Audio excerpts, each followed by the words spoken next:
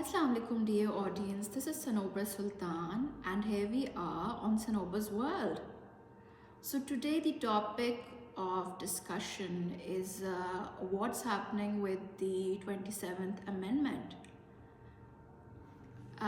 So, I know all of you must have read the salient features of the 27th Amendment. So, I'm not going to go into listing down the points, but let's sort of understand what's the international scenario and what's going in the mindset of the planning of the 27th Amendment, just a little bit. So as you know that there is political instability. Political parties in Pakistan have little to say when it comes to, they have very little input when it comes to the foreign policy of Pakistan. And it is known that where does the buck stop in Pakistan when it comes to decision making. So Pakistan has not been in the international news much.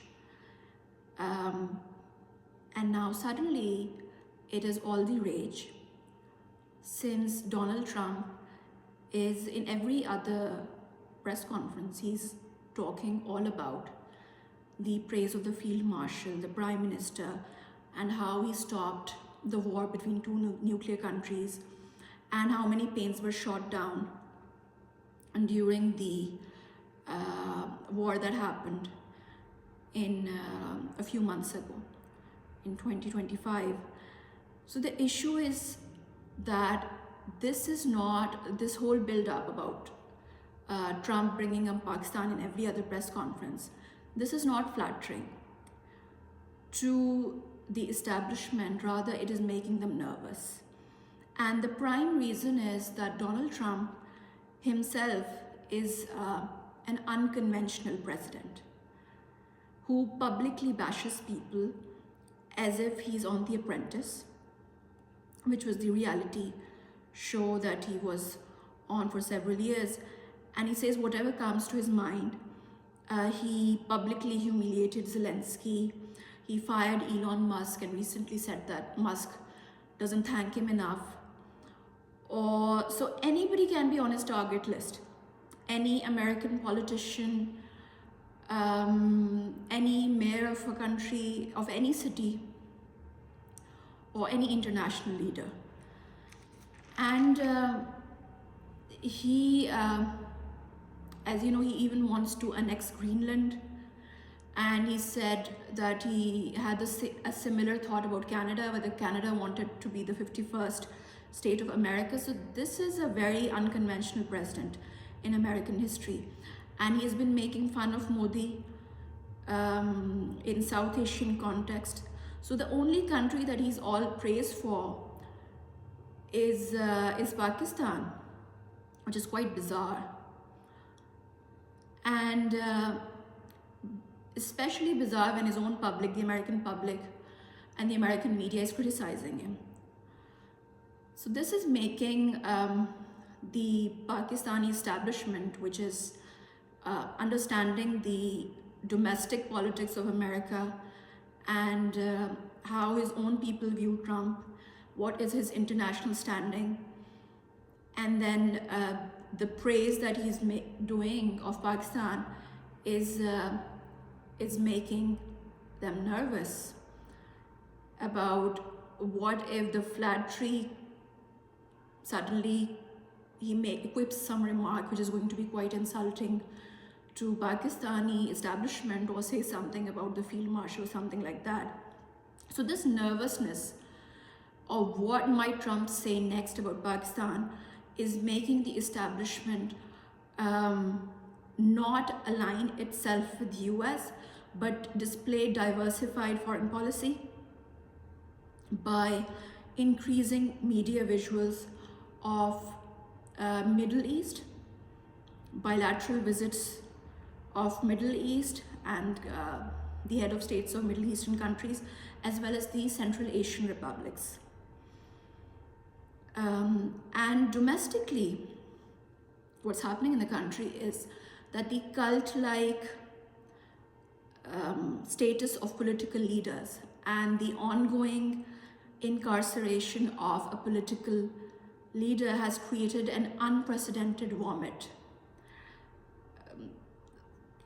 This vomit is from the public, and it's not being shown in the media much, but in the conversations on the ground, when people talk among themselves, this is extremely damaging to the institutions to be discussed in this way on the ground. Now, the 27th Amendment passed by the political parties has received criticism only from the civil society and the educated citizens. So the 27th Amendment is a display of anger because on the ground, state is in tight control. But this control is not undoing what the boycotted political party, the damage that it has done. So the 27th Amendment is a dark chapter in the constitutional history of the country, but it is merely a reflection of what's happening on the ground and giving legitimacy to a hybrid model of governance, which is giving a credibility then to the political parties who chose not to display their displeasure at this amendment by resigning from their seats or doing a walkout from the National Assembly, or the the swift oath taking of the judges of the Federal Constitutional Court displays a history of judiciary, beginning with Justice Munir's doctrine of necessity. And but if we talk about what's happening in the South Asian context and the mood in Pakistan, if we see the other countries, what's happening is, let's talk about the language of the 27th Amendment is an act of legitimacy to cover up not the receding power of the establishment, but the perception of receding power. So this is what I'm trying to say, is that it looks like the entire model of governance is looking really bad, and this is hurting the image and the perception of the institutions.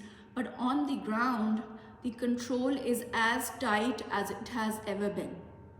So there's no problem on the ground of controlling political parties, controlling the narrative, controlling the movement of important individuals of society. Now, let's talk about India, because the entire discourse of Pakistan since the war in 2025 has shifted from AFPAK to Indo-Pak, which hasn't happened in several decades. So India seems to be at the receiving end of a constant banter of the US president, but this is not the reality.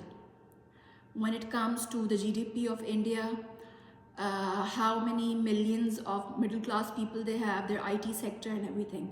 So this entire issue is about perception. People are saying, is there something, have the American and US relations soured? That's just how it's looking on the media. That's not how it is on the ground. And the reality is, when you see the economic stats of Pakistan and India, just by praising Pakistan does not change the reality of the dynamics of the economics of the democratic socialization of the masses of both the countries. So the reality is what's the reality on the ground, and who is being praised in the media is not a reflection of reality, and who is Donald Trump praising is not the reflection of reality on the ground. And another country, South Asian country, which has been in the news recently is Bangladesh. So Bangladesh is living up to its perception. So the perception of Bengalis is the same as is being displayed.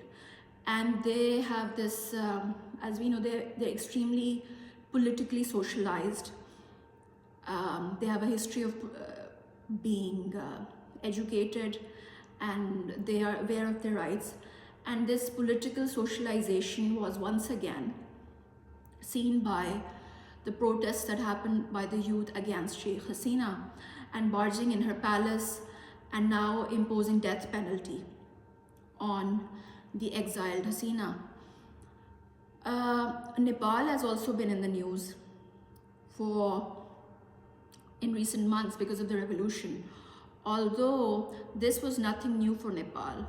So they also have a history of taking down their rulers.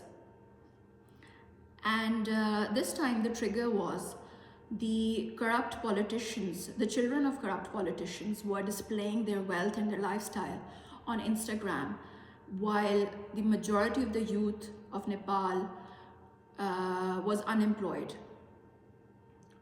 So that led to what we saw were visuals of the finance minister of Nepal being dragged on the streets, and other such visuals of beating up politicians and ministers by the Nepali youth against massive corruption by the Nepali politicians.